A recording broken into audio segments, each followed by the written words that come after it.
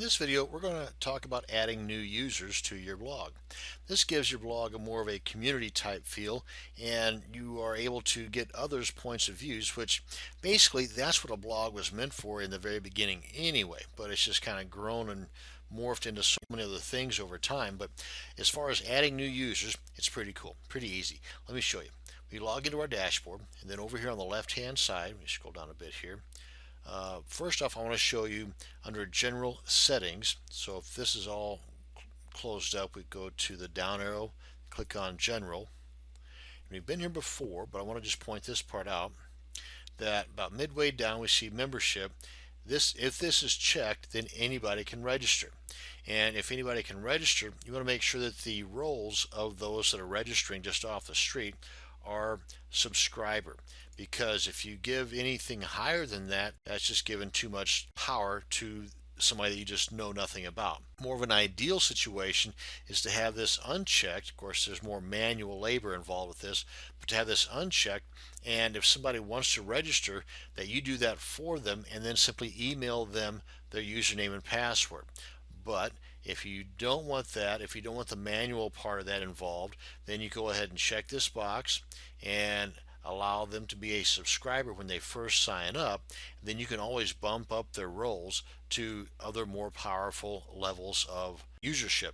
So let's go ahead and do this. Let's go ahead and leave this as subscriber, and anyone can register. And whenever we cover the widgets sections in an upcoming video, we'll show you how this can play a part. In other words, basically how people can sign up. Click on Save Changes. Now we're going to head on over to the Users section. We'll go and close that up. Hit the drop down arrow just to see what options we have. We're going to go to Add New. And here you see that there's a couple of things that are required. The username, the email, and then the password twice, just for confirmation purposes. But it doesn't hurt to put in that person's first name, last name, and if they have a website, toss it in there as well. And once that's done, you have this box checked. This is optional, but you can have this box checked and make sure you assign them the appropriate role. Again, I suggest subscriber. You can always change this later after they've signed up and kind of proven themselves, if you will. Can you tell that I'm just a little paranoid? And then with this box checked, as soon as you click on Add User, then the password and username will be emailed to them based on the information you've entered here. So let me show you also under authors and users. This will show us who's already been subscribed, if you will. And the information given, we go back up here to the top just a bit, you can see right here you can add new users from this page, and you can check out all kinds of other information, how many contributors you have or how many users you have that have the contributor role, author role, editor role, administrator role, and so on. And you can check these that let's say have the subscriber role, all those that have signed up just off the street, and you want to bump them up to contributor. Well, you just check them all, and then you can change the role to whatever you want, and then click on change. Boom, done. And likewise, if you want to get rid of them because they've not been so nice, check them, click on delete, click on apply, and they're gone. That's how easy it is to manage your subscriber roles here. Now, as far as the difference between administrator, subscriber, contributor, author, editor, well, I'm going to go ahead and post the link here that you can go check out all the specific details. But basically, just going over this quickly, a subscriber is the lowest end of the totem pole. The administrator is at the highest end of the totem pole. The administrator can do anything and everything. So if you provide administrator role to anybody else other than yourself, just be wary that they can kick you to the curb and you'll have no control over or access to this blog whatsoever. Unless, of course, you decide to go into your cPanel and just delete it altogether, but that's totally up to you how you want to handle that. But subscriber, again, just on the other end of the spectrum, they can come in and they can check out the contents. That's it. In other words, they can read the post. That's it. A contributor is the next level up from the subscriber, and they can come in and they can add content, but only to a draft level. In other words, it still needs to be approved prior to the world being able to see the contributors' contributions. Now then, the author is the next step up from the contributor, who can actually do the previewing and allowing the contributor's draft to become published. The author can also contribute and edit their own, but the editor is the next step up from the author and can do all of this in addition to adding content themselves. And then of course you got the administrator that can slap all these guys around. But that's basically the quick overview of their roles and the permissions allotted to them. So for a greater detailed description, here's the link to the wordpress.org page that covers those. So check that out to get a better idea as to what's involved with the different roles. Now then, as I had mentioned earlier, I wanted to show you on our page what it looks like whenever we have the role set up where a visitor to your blog can actually register themselves. So we click on this to go to our site, and over here on the right hand side in the sidebar, or however your theme is set up, you'll have a widget called the meta widget. And of course you can name this whatever you want, and we'll cover this in greater detail in that particular video. But basically if we log out, because right now the administrator, moi, is logged in, we head on back to our site.